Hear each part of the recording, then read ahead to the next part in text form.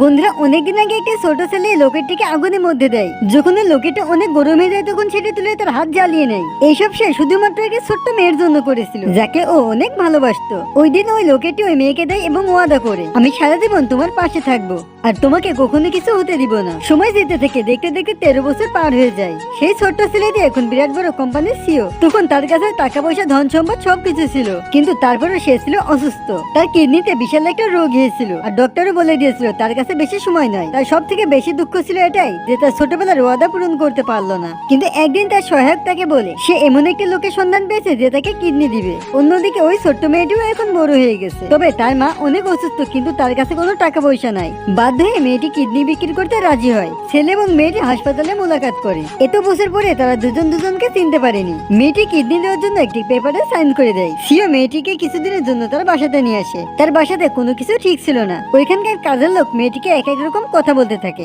বলে এটা এমন একটি মেয়ে যার কাছে কিডনি কেনার জন্য ক্রয় করা হয়েছে। ভয় এবং রাগের চোটে মেয়েটি ওইখান থেকে পালানোর চেষ্টা করে, কিন্তু গার্ডরা মেয়েটিকে ধরে ফেলে এবং অনেক বোকাঝোকা করে। একটি রাতে মেয়েটি ভুল করে সিওর রুমে শুয়ে পড়ে, আর সে কারণে তার উপর মিথ্যা দোষারোপ করতে থাকে লোক। মেয়েটিকে অপমান করে বাইরে বের করে দেওয়া হয়, আর তখন সিওর হাড়ে ব্যথা হতে থাকে। মেয়েটি দ্রুত ওষুধ নিয়ে আসে এবং ছেলেটিকে বাঁচিয়ে ফেলে। বন্ধুরা এর পরের বারে কি হয় সেটি দেখার জন্য ভিডিওটা লাইক করে চ্যানেলটিকে সাবস্ক্রাইব করো এবং তোমার জীবনের প্রথম ভালোবাসার মানুষটির নাম অবশ্যই কমেন্ট করে বলবে।